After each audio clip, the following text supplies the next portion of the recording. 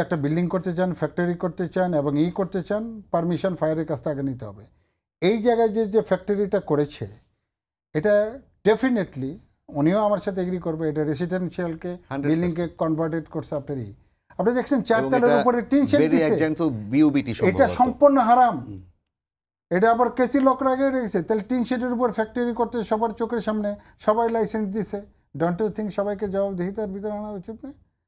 এই লোকটাকে স্টপ করতে পারতো তখনই। ব্যাংক বলতো যে ভাই আমি দিব না, তোমার এটা আইডেল না। বা আপনার দুর্যোগ বলতো, বলতো যে আমি কল করে না, তোমার এটাই না। ওখানে কিছু ফুল স্টপ হয়ে যেত। হ্যাঁ, সিটি কর্পোরেশন বলতে তোমাকে আমি লাইসেন্স দিব না, তোমার এটা না। তো সবাই লাইসেন্স দিয়ে আপনি ইনভাইট করছেন। I will say this is the silent killing. অথবা আদৌ লাইসেন্স আছে কিনা আদৌ আছে ভাই, হতে পারে না। এই যুগে এতগুলো ইন্সপেক্টর, প্রত্যেকের ইন্সপেক্টর আছে, এই চোখ ফাঁকি দিয়ে এখানে ব্যবসা করা ভেরি ডিফিকাল্ট। তাহলে ব্যাংকের থেকে লোন নিচ্ছে কি? ব্যাংক তো বলে যে আমাকে লাইসেন্স নিয়ে আসো, আমাকে লাইসেন্স নিয়ে আবহাওয়া পরিবেশ লাইসেন্স নিয়ে আসো। তো এগুলোতে যাইতে হবে। আপনি যদি গোড়ায় না যান তাহলে কিন্তু হবে না। তা না হলে পরে আমাদেরকে এভাবে ডাকবেন।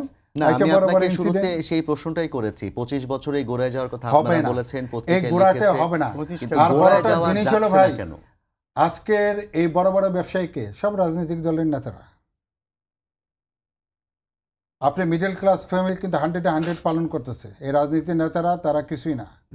সালমান এফ রহমানের মতো লোক আমার সামনে বলে আরে রাখেন সেফটি মেফটি কিছু লাগবে না। সে 600 কোটি টাকা দিয়ে একটা বাংলো ভিলেজ বানাই দিয়েছিল পদ্মার পারে। তার আর্কিটেক্ট বলে যে এখানে লাগবে না, কিছু লাগবে না, কারণ সব বলে ফায়ার প্রুফ জিনিসপত্র নিয়ে আসছি। সে আবার সেফটি দেখতো সারা বাংলাদেশের। তো তার মাথায় যদি এই বুদ্ধি থাকে তাহলে আপনি কি করবেন?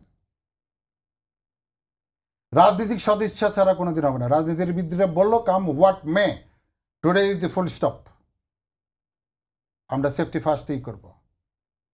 আপনি বলেন কয়টা রাজনীতিবিদ জানে যে মাথা ডিজাস্টার নিয়ে পড়ালেখা করছে? আপনি আশ্চর্য হয়ে যাবেন। একটা ফ্যাক্টরির একটা মালিক কি বলে জানেন? কয় যে উনি বলতেছিলেন যে ফার্স্ট এড করাবো কেন? বলা হয়েছে যে ফার্স্ট এড না করালে মৃত্যু হলে পারে বা হলে পারে, মরে গেল, মরে গেলে যাই দেবে কেন? 15 জন মরলে পরে 15 জন রেডি বাইরে থেকে আমার এখানে চাকরি নেওয়ার জন্য।